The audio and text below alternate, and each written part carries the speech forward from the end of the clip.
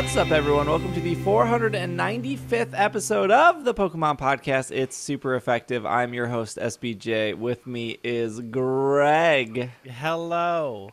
I still can't feel my fingers from running errands today because it's 4. Yeah, it's It's still temperature 4. warning, right? 4. 4. It's 4 outside. And that's in Quattro American in units. Spanish.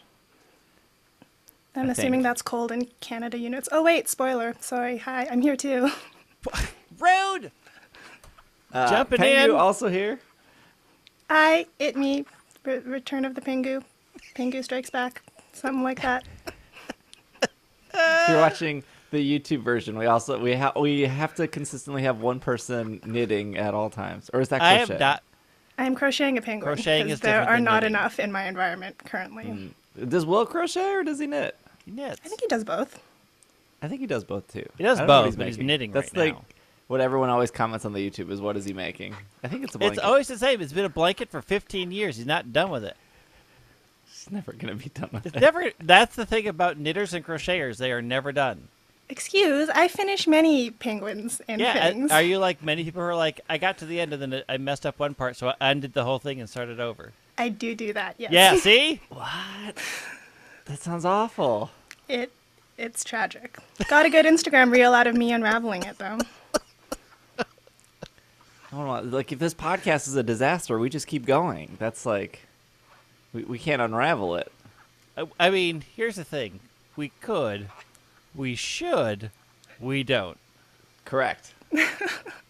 We got some Pokemon news this week. It's Where January. should- Nothing's happening. Where should we start? Knowing our luck, because we record on Sundays, this comes out on Monday, that Japanese Arceus trailer will probably be eventually in English. Why is it in English? I watched it like 3 times in Japanese and hoping that I could understand it. I didn't. I hear it's the 4th time it really clicks with you. I'll have to watch it again. That water looks real good, though. Oh gosh, the water is the worst part of that whole trailer. What do you? I want you to put together a slideshow of games that you like the water in. I would argue that Brilliant Diamond Shining Pearl have pretty good water. BDSP has very nice water. I can second that. It's because it's using the Unity engine. Unity makes real nice water. Again, next weekend I would like a PowerPoint together of your favorite water bits. Do we want to talk about that trailer first? I mean, there's I would have more to talk about if I understood half of the things that were happening. Like the whole section of throwing packets at the Pokemon. It seemed like the important, ramen packets. and I don't know why it's important because I couldn't understand what they were saying. I have not watched the trailer, so for me and the one other person listening to this who hasn't yet, can I get like a TLDR of the trailer? Well, In okay, verbal here's forms? the TLDR. It shows a lot of Pokemon Arceus in Japanese, and it explains a bunch of things that I didn't understand because the explanation was in Japanese. I don't think there was anything new except for there's a bunch of red-eyed Pokemon that are literally trying to murder you in the overworld. Oh, They that showed sounds fun. that a lot. I also don't think there's anything new because Sarumi would have pointed that out. Yeah. There wasn't anything new. I think there's There's like explanations 3 of new stuff. areas that they showed. Yeah, and there was explanations. Like they explained photography a bit more. They introduced the great-great-great-great-great-grandmother of Caitlyn's butler. She's new. They showed a gold duck. Yeah, they showed a gold duck. They showed a Chimchar in the wild. They think you showed knew a Crobat. That was new. So is this I I have not been following Legends because I'm like not an action RPG type person muchly. Okay. So is there going to be like a combat mechanic? Is that what these red-eyed Pokemon are, where you like actually fight them outside of like a turn-based battle? Yeah. So it does definitely seem like you will run into angry Pokemon who are very, very aggressive, unlike non-red-eyed Pokemon who are aggressive only if you seem to bother them. These, at least, again, I didn't have a translation and I don't know what they're saying. But it did seem like you'll run into red-eyed Pokemon who are very much into attacking you and trying to kill you. Well, that's And fun. it is action-based. It is, at some point, you like throw your Pokeball at them and your partner comes out, and then you go into action/turn-based combat, but it seems much more real-time action than turn-based.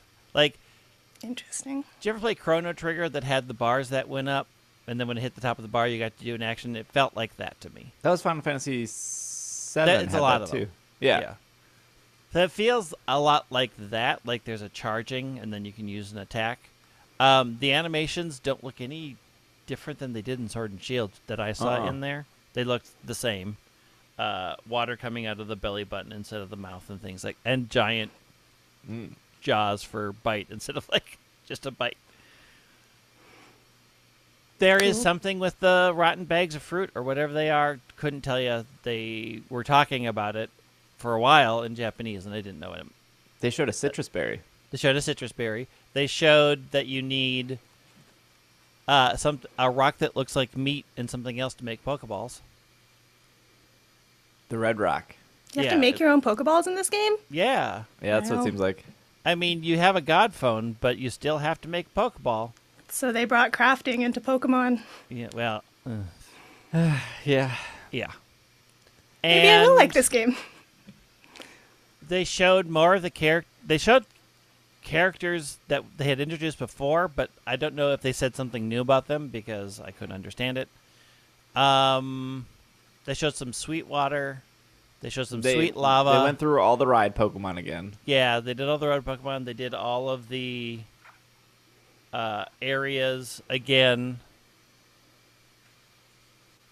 It's also just kind of confusing. They have pinned ever since X and Y these games as worldwide games, and so to release a Japanese trailer that doesn't actually say that much and not have an English trailer seems weird. Yeah, I don't.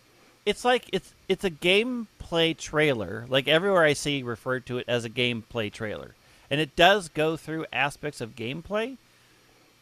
I guess I just don't know why there's not an English version yet. I would also argue, sorry, drinking here. I would also argue that I don't think this trailer convinces anyone who's on the fence. It shows a lot of what we already know and nothing where I didn't know they showed the I'm going to throw the ramen packet bags at you and like spice you up before I'm ultimately probably going to catch you. And we've seen that before. We've seen that like twice. And they showed that again in this trailer, but they showed it even longer. Like he throws like 8 ramen packets. And I still have questions. I don't know why I'm doing this. Why are we spicing up the cleaver? It's hard to say that it didn't make a case to people who are on the fence about the game because I don't know what they said. Like I don't know if the explanation of what was happening was a good explanation and a selling point. Like the game looks good. It looks. I think we got to see more action in a more polished environment because it did look better. Visually, it looked better, yes. Except So the water. I think those things maybe push people over. I mean, the water is brilliant. I mean, I'm looking at the water I have in my glass right now, and it looks the same. Interesting. The one thing that was new, but really not that new, and again, not like a selling point, is that we found out that Zoroark is probably like the second or third boss. Yeah. Because we know Cleaver is like the first boss, because it has the boss meter that they showed in like the last trailer. And then there's like a split like 3 seconds where Hisuian Zoroark has that same boss meter. Yeah. So we know that. So I guess that is like the one bit of new information we have is this Pokemon is one of the. I'm assuming there's 8 of them, right? Like that's the guess. Well, There's they probably... showed a thing with a bunch of stars, and I couldn't. Oh yeah, tell they what showed if, the star I couldn't thing. tell if the stars were going to mark off wardens because there were a lot. I think there were like 10, and not 8. So I don't know what the stars were. because, again, I was like, okay, here we go. Wait, Pengu, were you planning on getting this game? No, I'm not planning on getting it. I'm planning on watching you play it. Interesting. It's because it's not traditional, right? It's like the action. Yes, I'm one of the people who likes the easy train track. Tell me where to go, otherwise I can't navigate it myself. Let me just beat the gym leaders first try. Let me over level as much as I can. Yep. I just want like a chill, easy Pokemon experience. And Legends sounds stressful. Yeah, I don't like maneuvering through the world. I couldn't tell if only Pokemon with red eyes actively pursue you like they did in the wild area, and everything else was. I couldn't tell that very well from the trailer because it looked like they walked past this Spheal who was just super happy and smiley and staring at you. So at least we know that not all of them are going to attack you, but I couldn't tell in the trailer if they are trying to differentiate between watch out for things that have red eyes versus regular eyes, because the red eyes ones are going to pursue you. I'm kind of guessing that the red eye ones are just like over leveled. Like when you went to the wild area for the first time, and there would be strong Pokemon that you couldn't catch. I don't know. That's kind of what I thought, but who knows? What I do know is this off bleedingcool.com. Pokemon Legends Arceus becomes the latest Tetris 99 Cup focus. We're all playing Tetris 99 still, right? I still play Tetris 99. Oh, see, there we go. So that's exciting. Greg's trying to remember what this game is. Yeah, what is Tetris 99? It's like the free Tetris game that you get with Switch Online, I think, and you play with 98 other people, 99 other people, like with Tetris battles. The only 99 thing that was ever good was 1 versus 100. That was very good. And since it's not that, I've never played. You've never played Tetris 99? Do you like Tetris, Greg? That's like your game. You grew up with that. What do you mean that's like my game? What? What are you trying to say about Greg here? Please look around my room to point out the vast Tetris merch I suddenly have. Where did that statement come from? Aren't you like older than Tetris itself? I was there when Tetris was created, yes. That does not mean I was aboard the Tetris train. You're telling me you did not like Tetris as a kid? I was fine. Okay, but Tetris wasn't as a kid for me. That's not a kid game for me. Pac-Man was a kid game for me. Wait, Pac-Man's older than Tetris? Oh my god. I thought Tetris was pretty old. I cannot with you. Just can't. Tetris was 1984. I was 14. 84. And then it came over. It got big in 86, I want to say. My first experience was with Tetris was the Game Boy, where they were including Tetris for free when you bought a Game Boy. I mean, Pac-Man was 1980. So, when did I get a Game Boy? 90... Because I think I only had Tetris on the Game Boy. But 96? again, I was in my teens, so I would have had to purchase games with my own money. So I only played Tetris when other people had it, and then they convinced me to buy it. And then my mom was addicted to Tetris, so she would steal my Game Boy to play Tetris. Moms love Tetris. Moms do love Tetris. I'm going to out myself as a real Zoomer here, but I first really got into Tetris when it was like Tetris Friends on Facebook, where you could play Tetris with your Facebook friends. That's when I got really into Tetris. Pokemon podcast over. I need to hear about Facebook games. What? That was a game on Facebook? Yeah, it was great. You could battle your friends. Got real good at it. Got the Tetris DS game. Played my pink DS Lite at lunch at school. Was it like real Tetris or was it like knockoff Tetris? Do you remember? Define knockoff Tetris. Okay, a knockoff Tetris would be when maybe like three people listening to this podcast know what I'm talking about. When the iPhone first got an app store, which was the second year of the iPhone, and you could download apps. There was a Tetris game that came out within the first month of the App Store, and it was called Tris, Tris. Oh, I do remember that. It was a really good Tetris game, but it wasn't Tetris. And then the creators of Tetris, like, DMCA'd them or whatever, legally did something, and then Tris had to be removed. And it was the first one of those games, because that happened to Flappy Bird too, where, like, Flappy Bird was removed, and people were like, I have Tris on my phone, and then they would sell their phone because people wanted the game. And I had Tris. And there was a really long time where I was like, I can't erase my phone. I can't transfer it to a new phone because I don't want to lose Tris. I'm assuming the Facebook one was officially through, like, Tetris, though. It was, yeah. So is this where your obsession over not flipping your phone horizontally came from, Tetris? I mean, Tetris is very, like, designed for. I mean, I'm sure there is an actual Tetris on iPhone. I will say this: I played a lot more Dr. Mario than I played Tetris. Oh, Tetris is way better than Dr. Mario. What is wrong with you? Tetris doesn't have cute little dancing germs. Also, Tetris is from Russia, which, if you remember, is the enemy. So. That's what society has taught us. Look, I was not about to give into the red propaganda of playing Tetris in the 80s. That's for communists.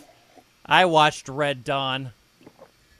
That movie, I'm aware of that movie existing. Nintendo is launching another Maximus Cup in Tetris 99 this week. The focus is around Pokemon Legends Arceus. The latest entry of the Pokemon series has not been released, but has not stopped being fans for getting psyched up for the. This is good timing. You release the Tetris event before the game comes out. Not this like same weekend that they always do. Here's 8 things the same weekend again. No, you build the hype. You release it a week before. Well, that's because Janine's not in charge of that calendar.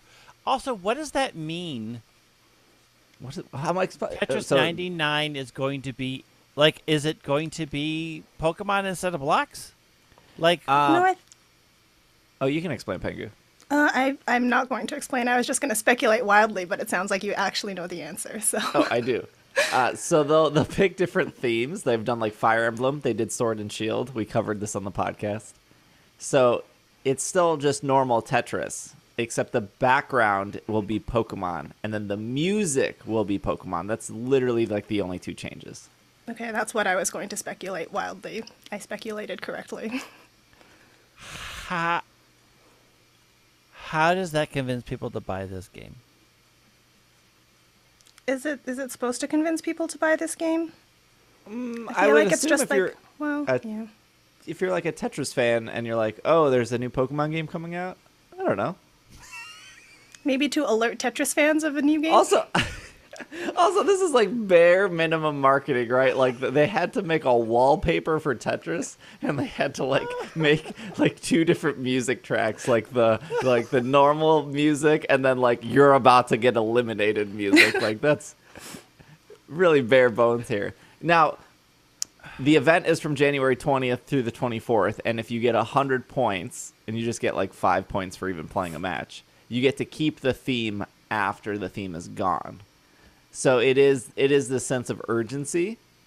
So like if you didn't play during the couple days they had the Sword and Shield theme, you can't have it anymore. But if you did get enough points, then at any point I can switch to the Sword and Shield theme just to like have that music. But only you can see it, right?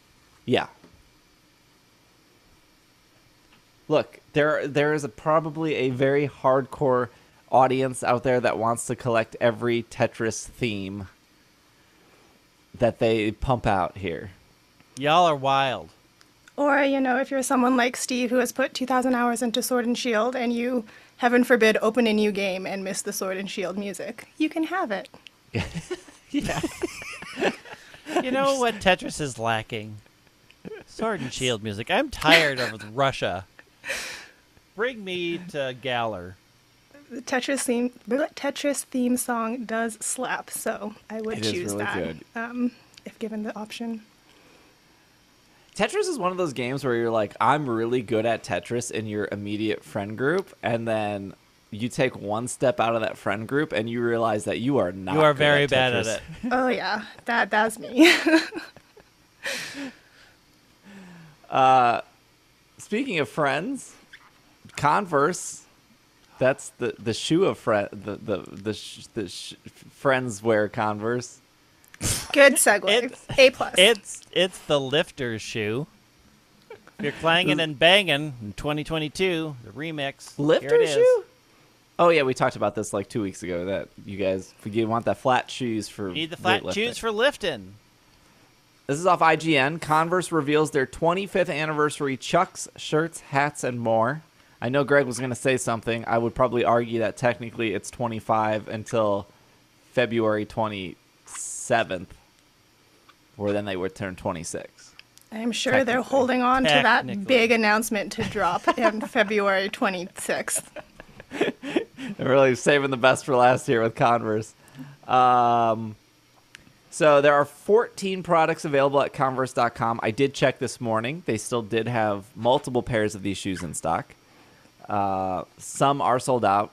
Mm-hmm. Some are not ready for purchase. There's like a couple shirts that are like There's a lot, FYI, that is sold out. buy soon. There's a The- lot sold out. First shoe featured is the Converse and Pokeball Chuck Taylor All-Star, which retails for about $70, which is like the normal price of most of these shoes, right? They're normally like $60. About 70. The They got Converse images. Pokemon Pokeball Chuck Taylor All-Star is sold out. They got Converse. Pikachu, Charmander, Squirtle, Bulbasaur, Meowth, Jigglypuff all over them. Yep. There are kids versions of these shoes. Those were the ones that sold out though. Those are all sold out too. But They- like the two adult, the high tops, the first partners, and the Pokeball Chuck Taylors for $70 are also sold out. If you want the high ones, the 90s and 115s, those are still in stock. They look okay. They do. I mean, I kind of want. The hat is still in stock. None of the shirts are. The backpack is still coming soon. The bad hoodie is still coming soon. You know, if I was, there's like this. I cannot. I'm so glad I'm not into shoe culture. The people who are on these like 6 different apps to like wait for Nikes to drop to like get in a digital line, or you ever go to the mall and there's like a line outside of Champs, and they're like waiting for. Like shoe culture seems worse than the when we were in that Pokemon drought for TCG cards. It seems awful. And then there's like the whole thing of, do you even wear these shoes? Do you just Well, keep them no. in boxes? You put them in boxes. You put them on your wall. And no, but then I saw on TikTok, which is probably inaccurate because I started off the sentence saying I saw this on Yep. TikTok of people who did collect shoes and then didn't wear them and then talked about how the shoe falls apart faster because you don't wear them. How It does was it very fall apart interesting. if you're not touching it? Yeah. Does it did just they disintegrates on your shelf go one day? through the process of how it falls apart? Yeah, they talk about how like the sole or what the bottom part, the thing you The stand sole. on, the sole is made of a material and it starts to crumble even if you don't wear it. And wearing it like puts pressure on it and like it like works it like a muscle in your body, so then it actually stays together. They compared it to like you like working out. Like you got to keep working out, otherwise your muscles go away. And they were talking So about it how if you compacts the material and keeps the material flexible, whereas if you don't, it never compacts and just degrades. 'Cause Correct, It's not yes. being constantly compacted and worked. that's what they said. So they were like, you might as well wear your shoes because otherwise they're just going to fall apart sitting on your shelf. It was really interesting. And I was like, thank goodness I'm not into shoe culture. But if I mean, was, you've if been I was into like, you phone know what, I like culture, these so Pokemon let's- shoes. Let's be real. I know you have waited in line for a phone. Yeah, back in the day I did. So let's That was when I was a very Apple fanboy? I was a very bad Apple fanboy. Yeah. Look, I still use Apple products. I'm just not. I just buy them with distaste now. I'm just very upset that I keep giving Apple money. What is your reluctant Apple fanboy? What would you switch to? Like, I can't switch. I'm too deep into this ecosystem. So, like, why would you have distaste about it? Like, you made a choice. You can come to peace with the fact that you bought into a system. Believe me, I have a Galaxy phone in my house for work. I literally don't know why people get all up in arms about which system you use. Like, they're both bad. If I was to collect any of these shoes, though, I would have probably got the kids' shoes because they're half the cost. They're the same shoe. They're just little. They're like it's like it's like, you know, in Pokemon cards you get the jumbo card and then you get the normal size card. Like, I don't want the jumbo one because I'm not going to do anything with it anyways. Are we really explaining the difference between kids' shoes and adult shoes right now? Yeah, well, that one is smaller than the other? Yeah, welcome to smaller. the show. I'm thinking I would want to put the kids' shoes on my shelf because they're like cute and like smaller, and they're the same. They're only ones that were actually cuter. The Pokemon kids' shoes with the little kids' Chucks are cute. The little black ones with the Pikachu tail on the back is very cute, but it's sold out. Oh, Converse blocked me. I can no longer access. I clicked around too much. Jerks. We had another story.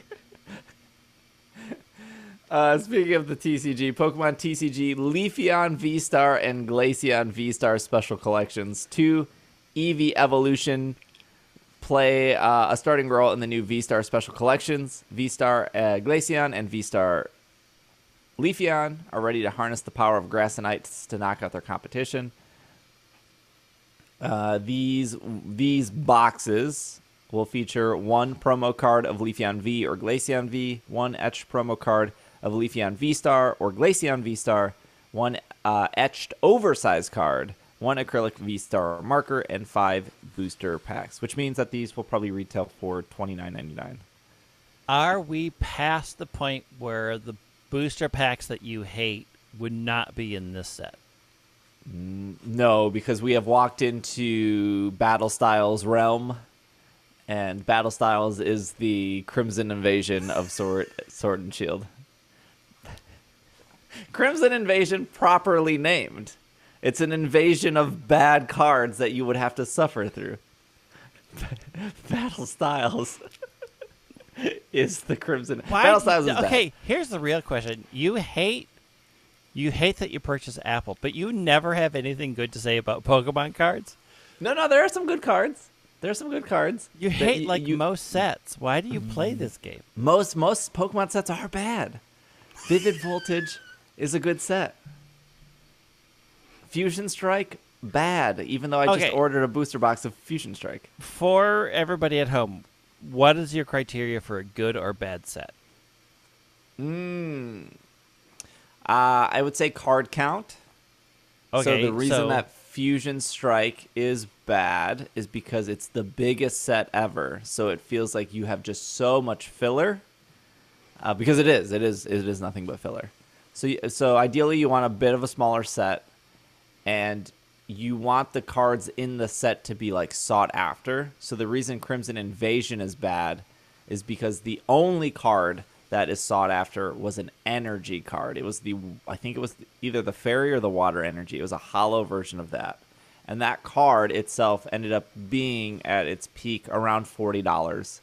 So if you bought 36 packs of Crimson Invasion for $99, the most expensive card was $40 and also very hard to pull, and the other cards you pull wouldn't even like come close to you getting your money back. So that is all based on resale. Does it matter about playability? Were there actually good format cards in there, or does that not factor into the this is a good set, this is a bad set equation? Cards being good, but the cards being good factor into resale value. If a card is good, it goes up in price because it's good to use.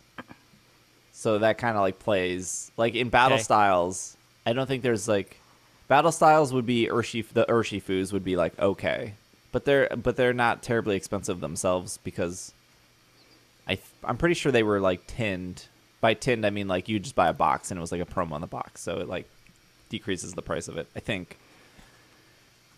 So I've been assuming that when you say a set is bad, it's because it's bad to play, but it's actually bad because so is a good card to play completely independent from a pretty card? Like, are the pretty cards good to play, or are those just unrelated to each other? Sometimes they're unrelated. So like these are good questions. So like Charizard will always be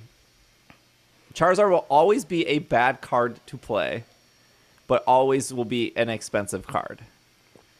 The same with Umbreon. I don't know why, but Umbreon cards are always worth money, and most of them are bad.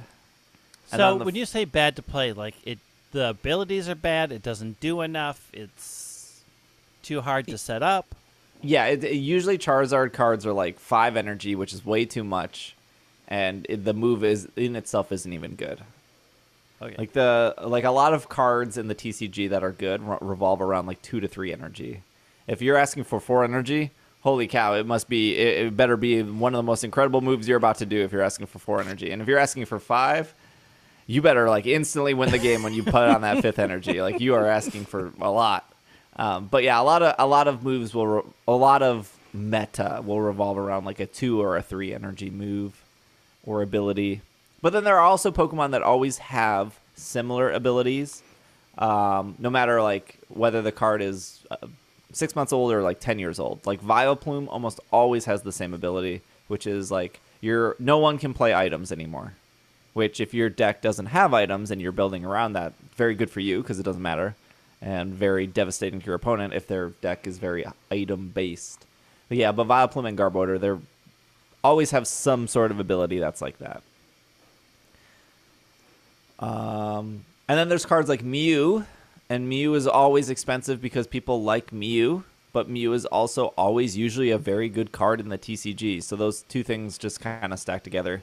And most Mew cards are $40, $60, which sucks if you need like 3 Mews in your deck and they're like $40 each. Need.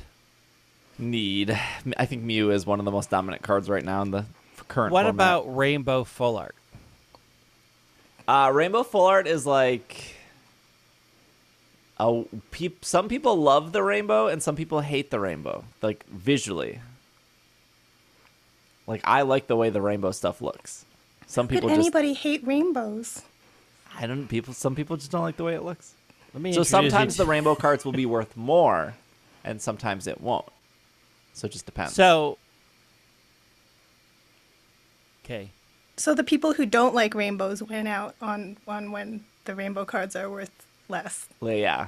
Okay. And then there are cards like trainer cards, like let's say N.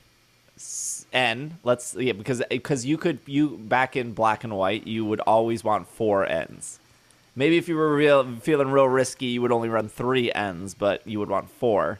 So when they made Full Art N, those cards were really expensive because you would put N in every deck. So if you invested in 4 Full Art Ns, you're investing in like, I can put these in all the decks I play, and that causes the price to go up. Who first put this four of one type in a deck ruling? Because it's up in a lot of card games.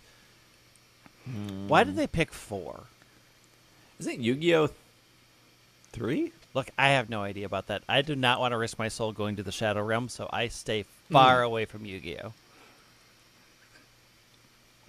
The correct choice.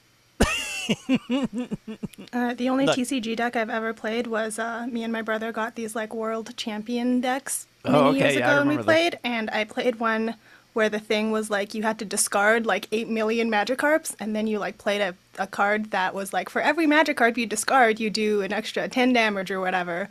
So I'm pretty sure that had like 4 Magikarps, and then I came in and destroyed with my discarded Magikarps. What deck was that? That sounds very familiar.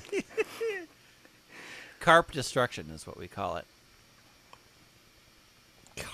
Stop. What? So when the world champion people win, they like get to name their deck. So when you do buy those world championship decks, those are like the name. I should go find the name. If it's not called Carp Destruction. Destruction, it should be. All right, well, let's take a break. And we'll come back. You're so defeated, and we're only halfway through the show. I'm feeling very proud of this so far. Hey, we have some Pokemon Go news, and we actually have some Pokemon Snap news to talk about. So we will be right back. I don't know, Pokemon people think they're like important or something. Oh, hey, look at that. And it's 4 away. That's really cool. Boom. Look at that boy. I don't actually know if it's a boy or girl yet. Hold on. Oh, yeah, take a picture. I always mess up. Who was here, chat? And we are back from our break. Hey, let's talk about Pokemon Snap. We haven't talked about that in like 6 months. Because it's a dead game. Like, yes. Just like Pokemon Unite. What do we need to talk about? It happened. It was a moment. It was iconic. We loved it. And then we moved on with our lives. Brandon sent this in from our Slack community in the Attic channel here. It's from Nintendo Life, titled New Pokemon Snap took many years of trial and error. Core concept could have been changed. And this was off a interview originally from Famitsu. So I guess we'll go over Nintendo Everything, who I think we talked about last week. Did the translation for some stuff. They did the translation here, which was the Famitsu interview. It came from the Pokemon Company's president, Ishihara. Ishihara said, quote, "With the release of every new generations of console, be it the GameCube or the Wii, we discussed making a sequel. Taking photos has become something we do every day, and its novelty isn't what it used to be. So it was difficult to concept a game around it. There was a lot of debate on how the gimmick would work, which made it difficult to start development. The game was the fruits of many years of trial and error. We finally found a concept that made sense and made sense on the Nintendo Switch, and we made it." In the same interview, the game director, Suzuki, mentioned after such a long time away, it was considered whether or not Pokemon Snap's core concept should be changed. Thankfully, fans wanting more of the same, they decided that the original game's concept should return. So Suzuki says, "It's been more than 20 years since the Nintendo 64 release of Pokemon Snap, and the problems we faced of whether or not we should change the game's core concept, it was a great opportunity for us. Reflecting on the game proved to be a big influence of development. The more I heard about what happened during development of the last game, it reaffirmed our decision to stick with the original game's concept. From there, it was finding things within the core concept that we could expand on or better suit today's market."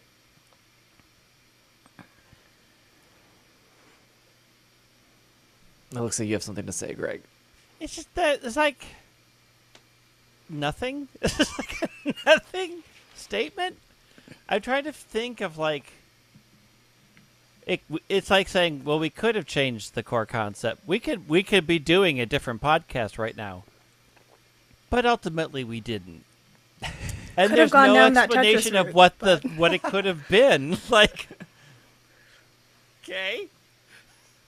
Yeah, I think like maybe I'm just like an uncreative human, but what other like if you change the core concept, it wouldn't be a Pokemon Snap game. Really, I don't know. Like what other core concept could you do other than like running around taking pictures of Pokemon and have a Pokemon Snap game? Yeah, this article just feels like. I think the interesting piece is they thought about making a sequel at every console turn. I do think that's a fairly interesting, like, this could have been a long-going series if they made one for every console. But they sort of don't explain, at least what we see here, why they didn't. And what about the Switch made it like, oh, now's now this engine is the one that we want to use. I just wish there was more to this, because it's just like, okay, yeah, we thought about it, we didn't do it, and now we have a game. Okay, bye. Yeah, I don't know if the interviewer just didn't press. I guess I don't know what the interviewer's main goal of interviewing about Pokemon Snap so far after the fact. Like, what was he fishing for? Like, what was the story he was trying to get?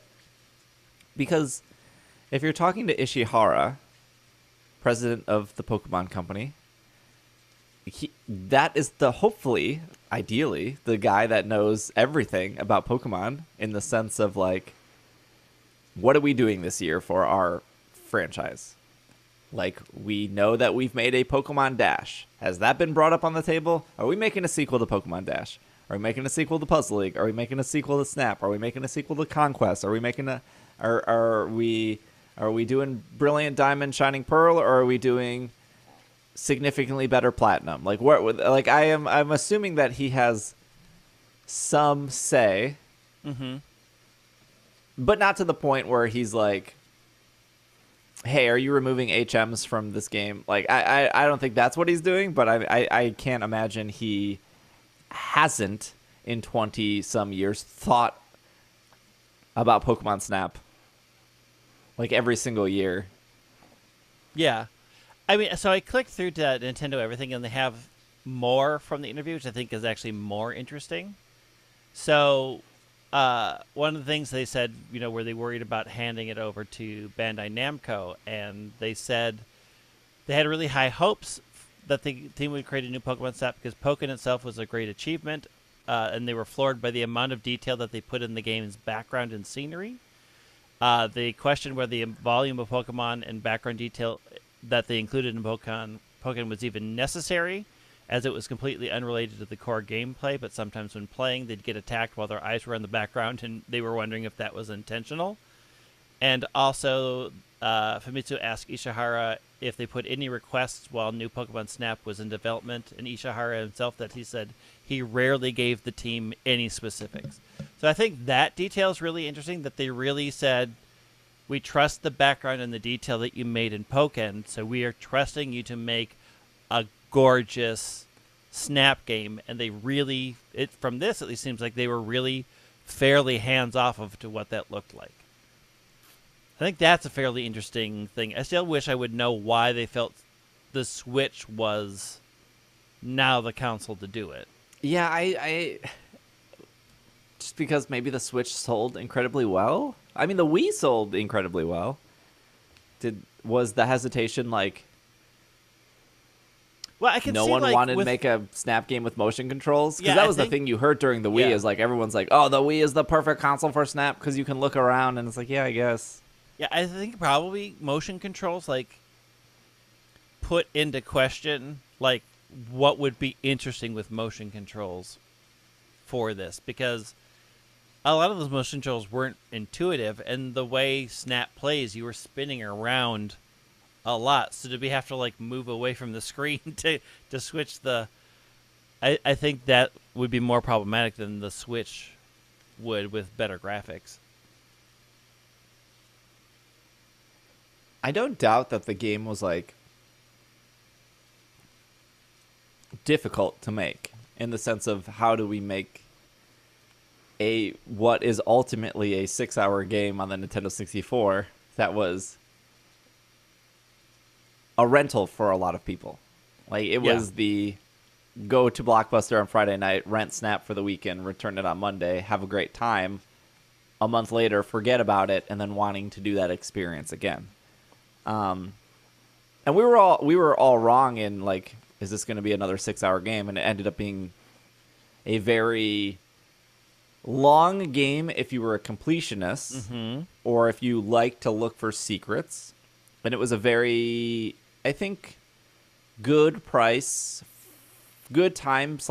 investment for your money, even if you just went through it once. I do think there was a lot of value there. They are correct in the sense of like photography has changed. Like, everyone has a camera now. Back in when Pokemon Snap came out, it was like here's a disposable camera for your birthday. Treasure these 20 photos you can take, and mom and dad are never going to get them developed because that costs money too, and that costs time to go. And it's like, I mean, I would say access to photography is easier nowadays. Photography is more accessible now than it was. Good photography is still as inaccessible as it was. I don't know what changes they would have made though. Like what was, like Pengu said, if you change the core concept, then it's no longer Snap. I mean, so I'm wondering if maybe they're like, the core concept would be you would still, like, a change of core concept would be you would go out and you would capture Pokemon and then you would bring them back to a studio ranch type situation and then create scenes and, you know, tableaus for photography. So it'd be less of. So it'd be taking like pictures Harvey's in the Island wild. in Animal Crossing, but with Yeah. Pokemon. Yeah. Harvey's Island was never interesting to me. I'm uncreative and bad at designing, so I never did that. This is why I stopped playing Animal Crossing, because I saw other people be so creative and so good, and it made me self-conscious of like, oh, I can't do that. Oh, I'm just a faith in failure. yourself. My island sucks compared to your island, so I might as well just give up on life. Your island was a unique expression of you, and you should be proud of the hot mess you created. 'Cause it Front was a page of the hot subreddit. mess. That's true. I was front page of crappy Animal Crossing, r/crappy Animal Crossing. Forever live in infamy there. I wonder if new Pokemon Snap will be looked on as an incredible game as Pokemon Snap has 20 years later. Because I genuinely believe that new Pokemon Snap is a perfect sequel. It does everything better, and you lose nothing to the point where you're like, man, I wish they did this like they did in the original. With one exception. I will say one exception. They don't have the, like, you were close. That's, like, maybe the one except, like if it had that, it would be actually, like, 11 out of 10 perfect. The only thing I would say, the only thing why I don't think it will stand out as much as the original is that the original felt new in the way, like, you didn't have access to this, and it was a thing to go to Blockbuster and print things out. Like, there was a whole sort of weird culture that was around it that was very novel to that game. And I don't think Pokemon Snap, the new Pokemon Snap, brings a level of novelty that people will remember it 20 years later. Like, there wasn't, like, we aren't talking about going to Blockbuster to print pictures out with new Pokemon Snap. We aren't talking about what an experience it was to rent it for the weekend and you get all your things and beg your parents to do these things. That doesn't exist with this game. And I don't think that it has enough uniqueness that people will be talking about it being like a perfect game 20 years from now. It's a very good game, but I don't think it has enough uniqueness about it to sort of have a ton of legs to a lot of people.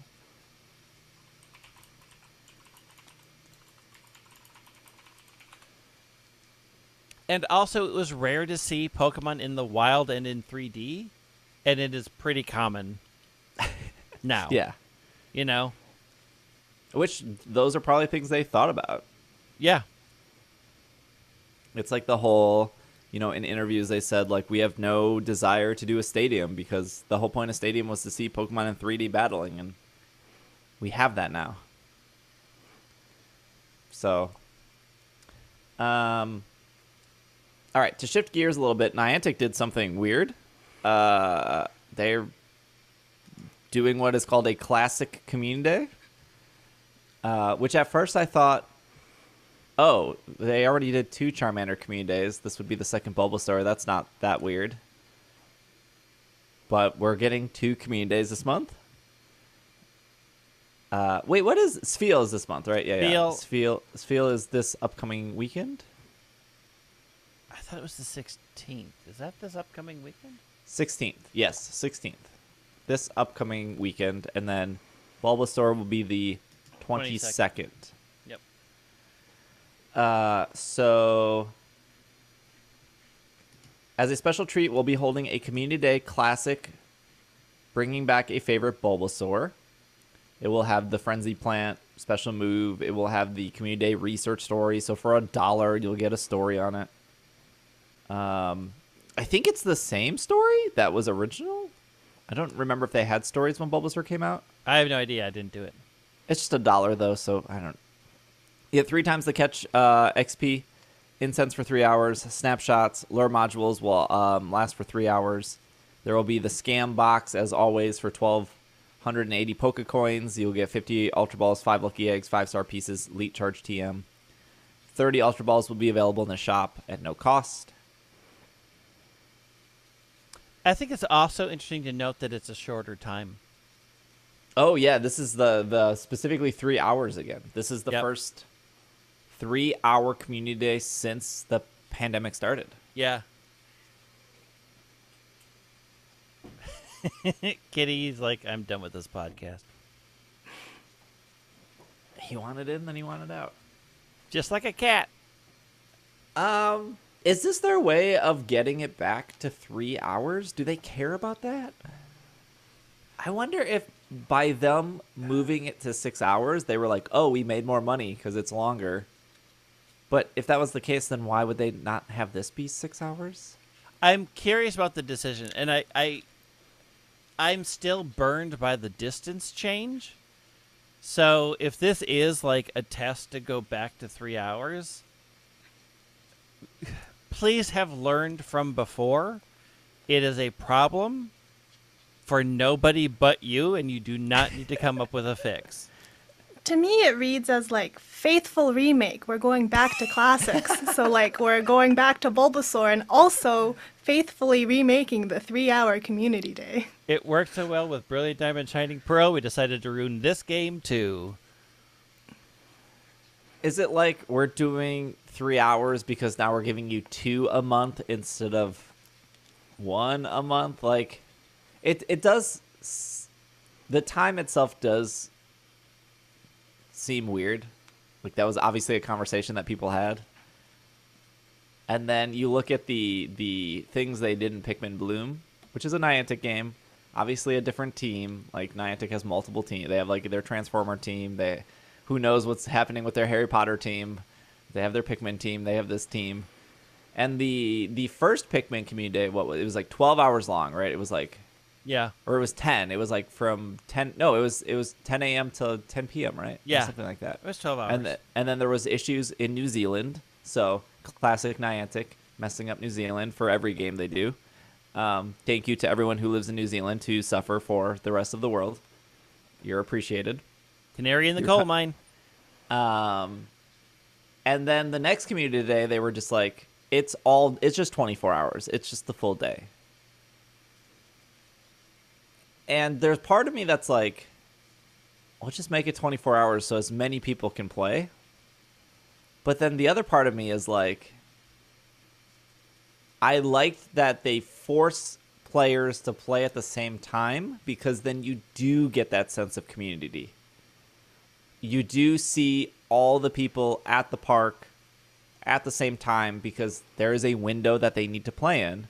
Whereas with the 6-hour ones, and maybe it's just because, you know, people play Pogo differently since the pandemic, but with the 6-hour ones, it does seem that the parks are a bit emptier.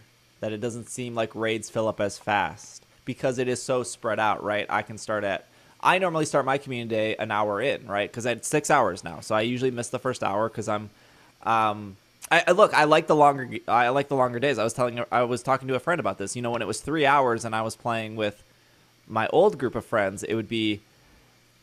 We all woke up late. Community day starting now. Go to the park. No time to stop. No time to eat. We only have 3 hours, and then when it's done, we eat, and that's fine. But the 6 hours, it's like Not that big of a deal. We missed the first hour. It's okay. We got 5 hours left. Okay, we played for an hour and a half. Hey, why don't we grab something small and sit down? Or hey, why don't we, drive to a different location because we have the time to drive? Okay, cool. We got 30 Duskulls. Do we need to play for the remaining 90 minutes? No. Like, let's just go home. Like, it does feel more relaxed and more like an actual event versus go, go, go, go, go for 3 hours because we're on a time limit. The sense of community is a rough sell for me, given the fact that the world is still not in a great spot. So to be like we need more people to cram into spaces for 3 hours is not an ideal situation. Like, I don't understand. Again, this is the distant thing. I don't understand what the reasoning would be to go back to a worse experience, because the world has not been better and everything's going to vary. Like, particularly in cold climes, we're all indoors doing this, which is not ideal for large groups of people to be forced together for a shorter amount of time. I still think, like, and if you say, oh, it's the hardcore players, like, the hardcore players play all 6 hours. Yeah, so they're gonna play. You're really making it harder for the casual players, which, granted, is often not the first thought of most companies, because casual players don't pay you as much money as hardcore do. But even in a hardcore situation, hardcore players still play for the 6 hours. Like, they are interacting with your game for that entire time. So I'm not seeing the benefits behind a shorter time period, other than the only thing I can sort of think is, we already took up 6 hours of your time. We're going to do another one, so we're just going to shorten it so we aren't eating up so much of your time.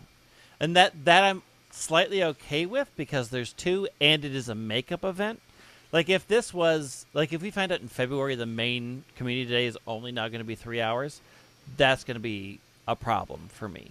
But I think, given the fact that it's a repeat, it's the second one in the month, it's the second one in almost a week, like, while I think the decision is weird, I also can kind of see the thought process of, you don't have to do it. We're putting it out as a special thing, and we're just going to keep it shorter so that if you, as a hardcore person, do want to do it, we aren't monopolizing more of your time.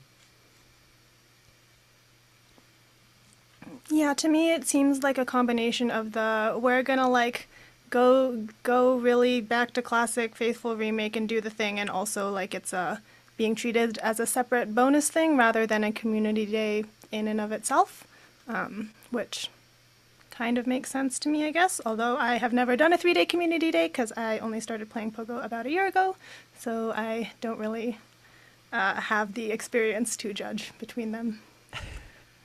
I'm just also shocked that this is just not February's community day or March's community day. Like, they repeated Charmander. Charmander, obviously an incredibly popular Pokemon. Bulbasaur, just as popular. And to all the hardcore people that complain, that's fine. like there's such a small part of, like, they complained about Roselia, right? And they complained about anything that wasn't Gibble, and then when we got Gibble, they still complained because they spent all that money on raid passes during GoFest, and then they all complained that their Gibbles were worthless or whatever that means. And the same thing will happen with Dino. They did Dino in GoFest. People paid dollars on top of dollars to get Dino. There will eventually be a Dino community day, and those people will complain, right? Like you don't really win with the hardcore players It's just like me with Apple products. I'm going to buy the next iPhone. I'm going to complain about it. It's fine. But Niantic will eventually run out of Pokemon here, right? Like this, like the problem isn't what happens when Niantic runs out of Pokemon. That is not the problem. People continue to play this game and have continued to play this game every day. And what was the last new Pokemon we got? The Bergmite. Yeah, we just got Bergmite. There was not a flood of people being like, I haven't touched the game in 2 years. Bergmite is here. Holy, like that's it. That didn't happen. Well, there were some. There were a couple, but not there wasn't a majority by any means. Soul out there who hasn't played Pogo in 2+ years that came back because Bergmite was added. There's at least 2. And they're not listening to the show. I disagree.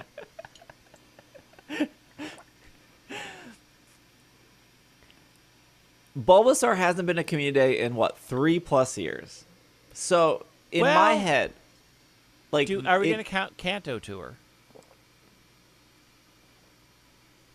No. Because that wasn't one... Like, community days are 1 in 25, and specifically one Pokemon. Like, yes, you could have gotten a Shining Bulbasaur through Kanto Tour, but that was... What did people say that was? Like, 1 in 120, and there was so many other Pokemon spawning. Like to me, it just makes sense that eventually Niantic will repeat events because you see that in MMOs. You just see that in like Final Fantasy. Here's an event. The last time this event was 2 years ago. And you don't really, at least when I played Final Fantasy 14, people weren't really ever upset. They were just like, yeah, it's been 2 years. I was missing one thing. Or like, cool, I can take this weekend off. But Sally... Jean over here who just started playing, like I'll help her get the mount that is coming back. I mean, I think one of the differences in those are MMOs tend to run them for a week, and generally they don't have to be completed like within a set time period, like only 3 hours where you have to log in. Like they do repeat events, but they're usually over a period of time. I think Niantic is unique in the fact that they have a very limited window, and you tend to have to go out of your way to go to places where they spawn a lot, or specifically do instants at home. It is slightly different in Niantic does demand a little bit more effort and time from you than like a week-long MMO, and it can be done while you're playing the game normally, right? Like, if it was Community Day for a week, and while you're playing the game, you'll run into Bulbasaur more often, and Bulbasaur will be shiny more often, that's a very different experience than we're giving you a 3-hour window. Yeah. So we're like 5 years into Pogo. They want this to be a forever game. And if you just look at what else they have, you have the 3 starters for Gen 6, the 3 starters for Gen 7, the 3 starters for Gen 8. That's 9 community days pre-planned. And then you have Dino, you have Jangmo-O, you have what was the Gen? You have Gumi, you have Dragapult. Like those are your pseudo dragons that will follow that pattern. And then you have the eventual Litwick. You have probably the eventual, what is the bird from Gen 7? That was Pika-Peck? Yep. Probably. Yep. In a month, we're going to have all Gen 2 Pokemon be shiny. So you could, I don't know, do a Gen 2 Pokemon, but then people are going to complain like Roselia. Roselia had that, like, Safari Zone experience. It's like, I would challenge somebody to try to plan out 2 years of community days. Plan out 24 community days and see if you can do it. Because you're gonna discover very quickly there's not enough Pokemon. And you're gonna have to either repeat events or you're going to have to do what they did with Roselia, was like, yep, this has already been shiny, but we're going to dedicate a day to it, which I personally think is fine. Like, it's okay. It was the best community day they've ever had before and since. So it is just a little weird to me that they're like, okay, now we're doing 2 community days. Maybe this is an exception. Maybe this is just build up to, maybe this isn't every month. But like I could just see it where they just do Bulbasaur for, hey, Bulbasaur is March.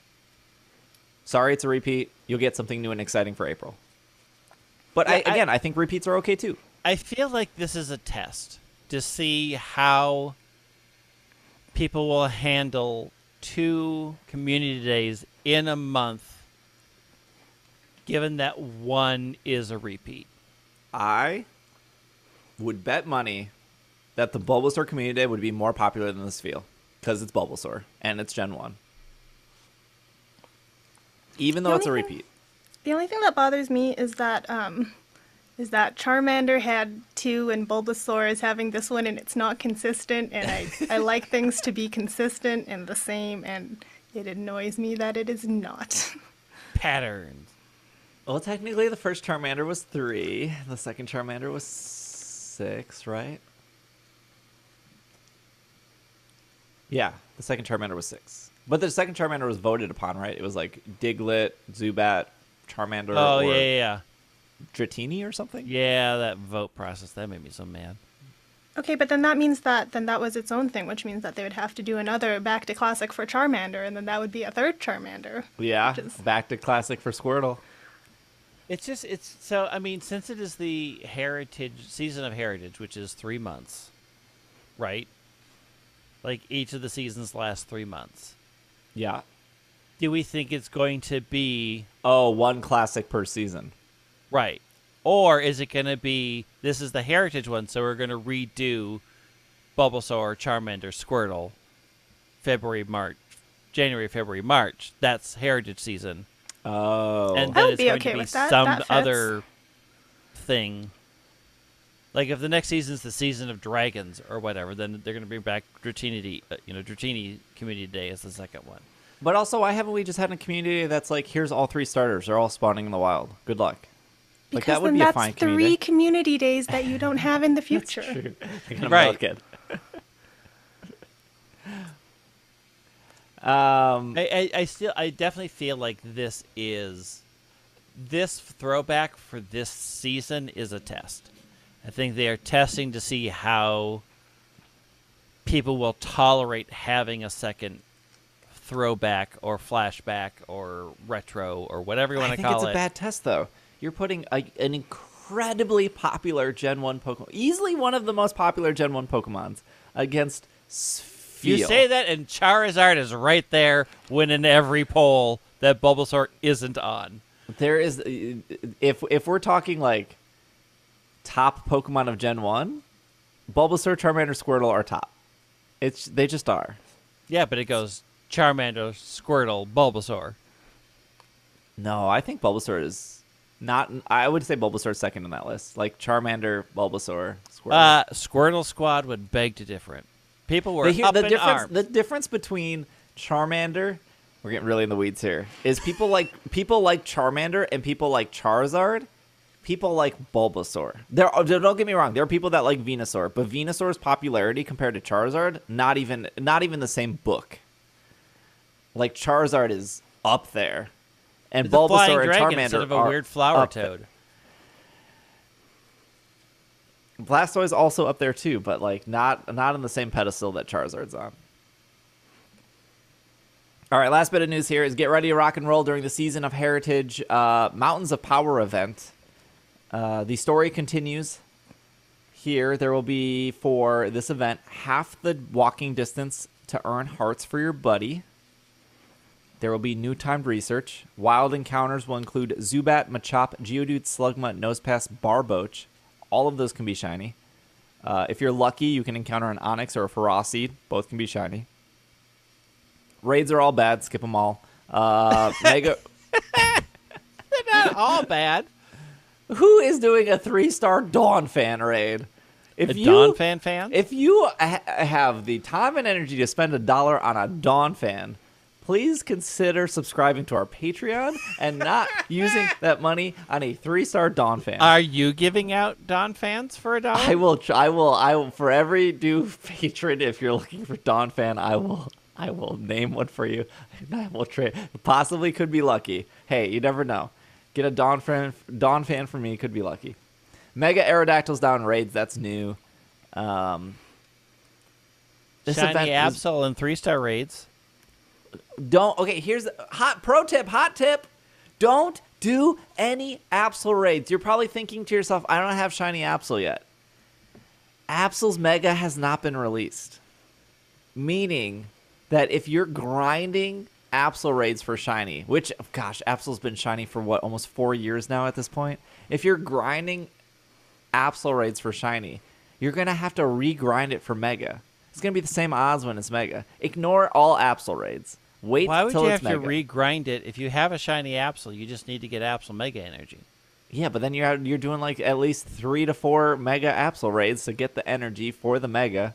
And then you're like, well, I need more energy because I got to Mega my Absol. Because once you have Mega Absol, you'll never go back to Mega Houndoom. Because it's better. It is better. Mega Houndoom had its moment at Kanto Tour 20, whatever year that was. Like, was that this year? Was that last year? I don't remember what it was. It's the year of Mega Absol. Oh. You know, what is time? It was 2021. Was it? Yes. It sure was. It was the start of last year. Because Niantic interviewed us at St. Louis, and they were like, what was your favorite event this year? And I was like, I literally looked at Niantic, and I was like, I cannot remember this year what events happened.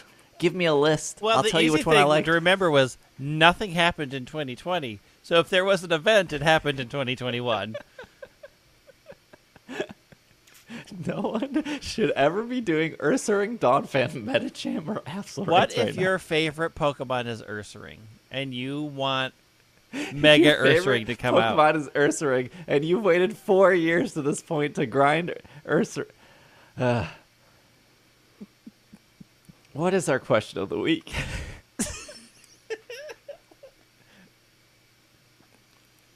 All right. What is the question of the week? We want to know what you seek. Ask the question now.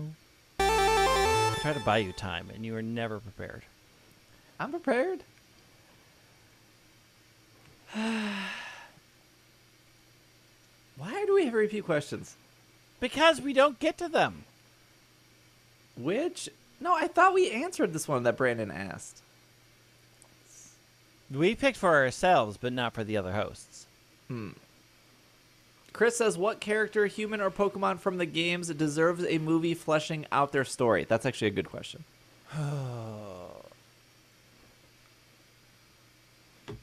The answer is Spheal. No. No, why can't I think of his name now? The guy that turned into Licky Licky. Oh, yeah. What? I second that. What is his name? His name is like Baron Von Chuckles, I think. All right, I have to look this up because I know it, and then my brain. Baron Alberto, yes. We need an origin story or a continuation story of Baron Alberto. We need to know where Baron Alberto came from.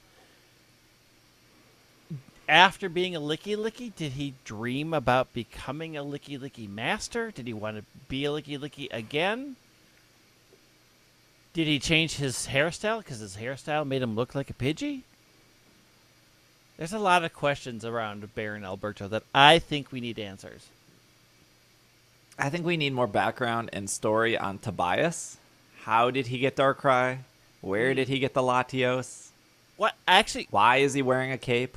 An interesting story to me would be Agatha and Oak as trainer ages, because we know that they had. That would be pretty good. So I would like to see them, not in a Celebi movie, but like, let's go back in time and see Agatha and Oak running around and catching things and see that dynamic.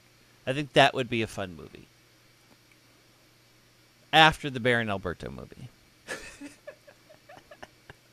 I'm just going to throw it out there that there's a trainer in BDSP named Karina who uses a Piplup, and I would be so down to see her story.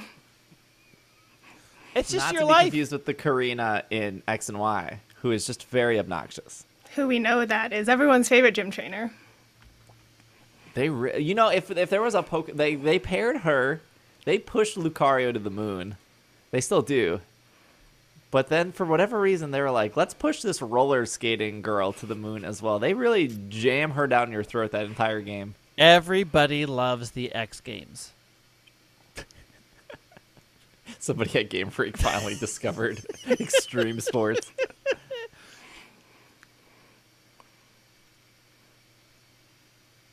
Anything on YouTube's? No, I forgot to ask a question on YouTube. But There people was a still question post left. it there. People still, because you say I forget to ask. You say remember. Oh, I found a question. This is from Andre. Here we go. It's when I post the question and thread it, it's very easy to find them. You gotta dig through YouTube comments. It's already a nightmare.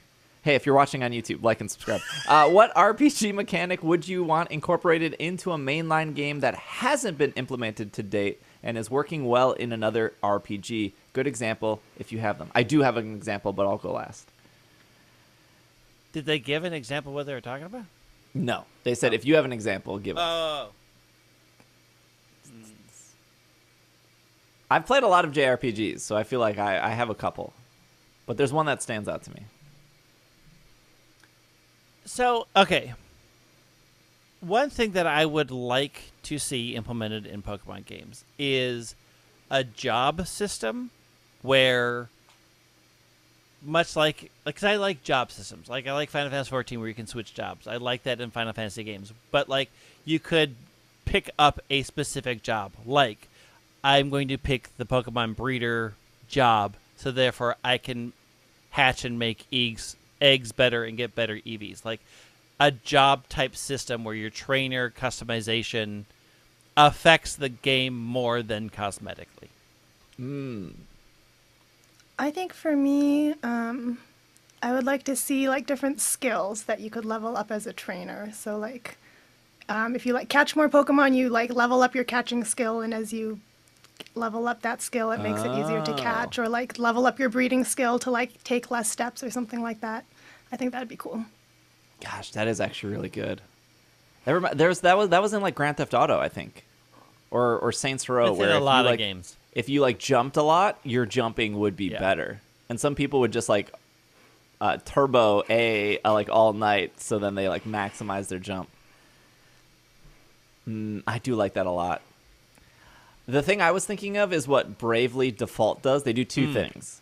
Number one is when you're looking at creatures in the overworld, they will run away from you and your characters if they're too low level, letting you know that like, oh, you can ignore those.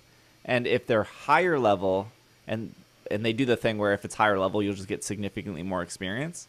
They'll be aggressive and they'll have like a little like exclamation point above their head being like, I'm mad because I'm better than you. And like, you just know that like, oh, if I'm grinding, they're going to pretty much come to me in this area. And once I get to a certain level, they're going to be not angry anymore because now I'm better than them. I feel like they started that feel a little bit in the wild area. Aren't they going to do kinda. that for Legends? Isn't that what the red-eyed Pokemon Maybe. Yeah, is? that's what I hope that is. And then the other thing that Bravely Default does is they just have like a straight up speed up mechanic. They'll be like, you can just, it's like the R button, but you can go like 1 times 1 times 2 times 3 times 4. But their battles are like much, much longer. Like way longer. A boss battle in that game is probably like a 20-minute like fight.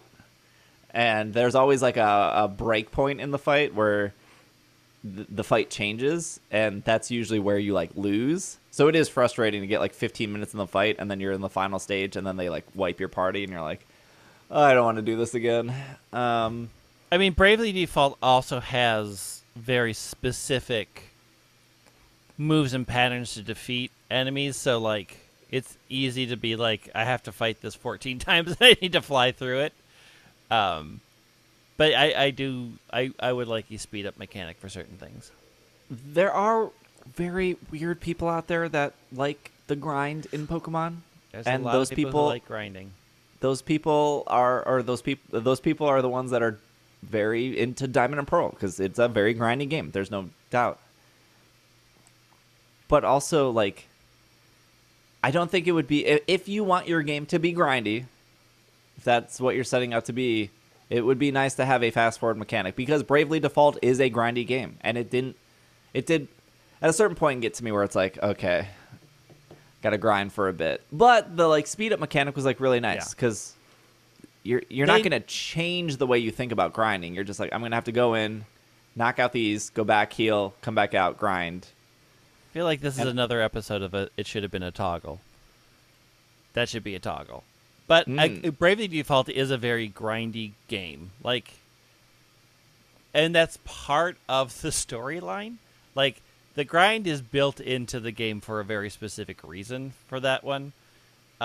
So, yeah, I get it. Like, grinding isn't fun for a lot of people, so it should be a toggle. There should be a way to speed it up. Two good questions. Hey, that's pretty much our show. No Pokemon of the week because Will's not here. He's in Hawaii. And With if you go to birds. his Instagram, he's like, hang out with birds. I don't. He's got is birds that on his head. a thing to do in Hawaii? It's a thing to do here, but it's better in Hawaii because it can be outside. It's warm. Yeah, I guess. Pengu, thanks for being on the show today. Thanks for having me on again. You people can find you on socials. You also have like a little store, right? You can. I do promote have a that. little store. So this is what I was making. It's all finished for those on the YouTube. I sell these on the interwebs. You can find me on Twitter at Pingumon, and links to the rest of me on the internet is there. Greg is on Twitter at White Wing. I'm on Twitter at Dragon Lake. Legends is. We got 2 more podcasts before Legends comes out, and then I'm assuming Greg and I will be doing a mini-series for Legends. Oh. I have no clue what that looks like, because we have no structure for that game. They haven't said that there are... There are definitely stars, and the stars definitely mean stars. something. But how long does it take to get a star? How fast are we getting to that? We know for sure that cleaver battle is the first big fight. And if I'm assuming that is like the equivalent to a gym, how many gyms are there, and do we stop at every big battle? Are there even gyms? Maybe the cleaver thing is just a side. I don't know. I don't know. But they you'll have find yet- out if like- you listen to the miniseries. I feel like what little we know about it, it probably makes sense as each new area unlocks, because it sounds like after you complete XYZ, a new area will unlock, and there's like, what, 7 areas? That feels like a thing that game will do. Yeah. There's always the worry that the reason they're not showing a lot is because they've already shown what there is. And then the other thing is, like, maybe there is a lot and they just don't want to spoil it. But they showed what Diamond and Pearl was, and it was exactly what it was. But also Diamond and Pearl existed Yeah. before, so we all sort of knew it wasn't veering far off the formula. We just didn't know how strict they were keeping to the formula. Yeah, I mean, when they showed Crown Tundra and Isle of Armor, that was it. They showed their hand, and we got what they showed. There wasn't like anything